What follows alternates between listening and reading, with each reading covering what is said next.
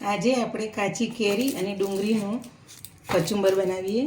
એના આ રીતના આપણે કાચી કેરીને પહેલાં સોલી લઈશું.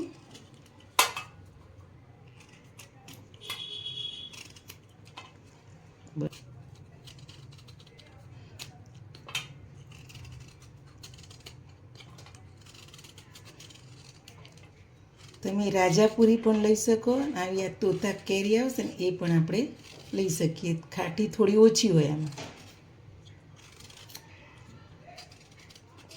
આ રીતે કેરી અને ડુંગળી બે ઝીણું ઝીણું સમારી લઈએ. જો તમે છીણીથી છીણવું હોય ને તો છીણી પણ શકો છો, પણ અમે ઝીણું ઝીણું સમારીએ છીએ. હવે આપણે ઝીણી ઝીણી જો કેરી પણ સમારી દીધી અને ડુંગળી પણ સરસ ઝીણી સમારી દીધી. હવે આપણે કચુંબર બનાવવાનું ચાલુ કરીએ.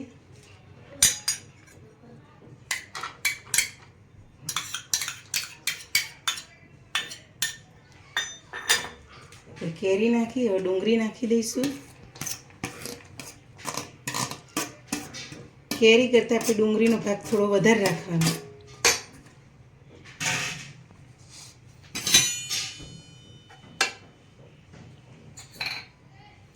આપણે એક મોટી ચમચી ભરી સિંગદાણા અહીંથી ટીચીને લીધેલા શેકેલા એ નાખીશું.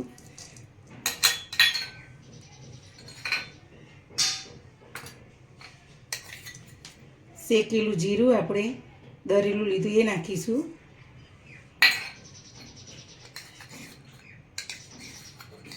નાની એક અડધી ચમચી આપણે ચાટ મસાલો નાખીશું.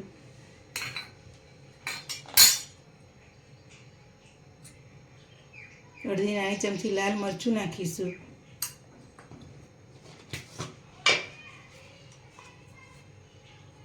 સ્વાદ અનુસાર મીઠું નાખીશું. એક નાનું કટ કરેલું આપણે લીલું મરચું નાખીશું. થોડો સ્પાઈસી થાય એના માટે મેં મરચું નાખ્યું.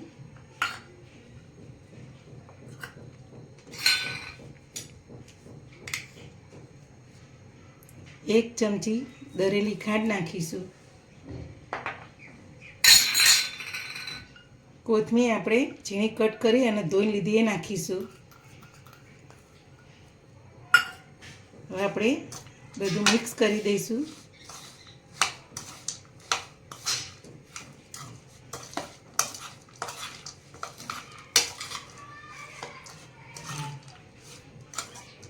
આપણે હવે થોડું તેલ ગરમ કરીને અંદર નાખીશું. એક નાની ચમચી તેલ લેવાનું, વધારે નથી લેવાનું.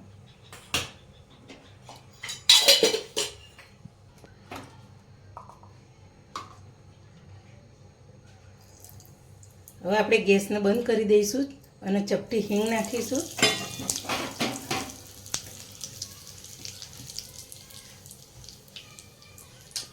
હવે આપણે કચુંબરના આ રીતના તેલ નાખી દઈશું ગરમ. બધું મિક્સ કરી દઈશું.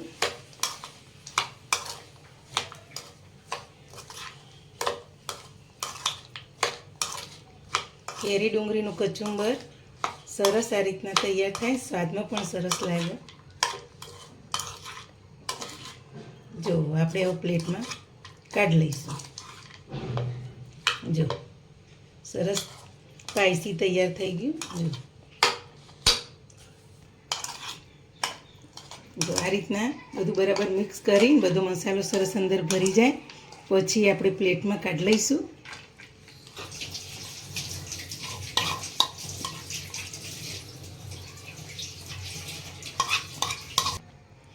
હવે આપણે કેરી ડુંગળીનું કચુંબર તૈયાર થઈ ગયું. મારી ચેનલના આવી નવી નવી વાનગી જોવા માટે મારી ચેનલને શેર કરજો, લાઈક કરજો, સબસ્ક્રાઈબ કરજો.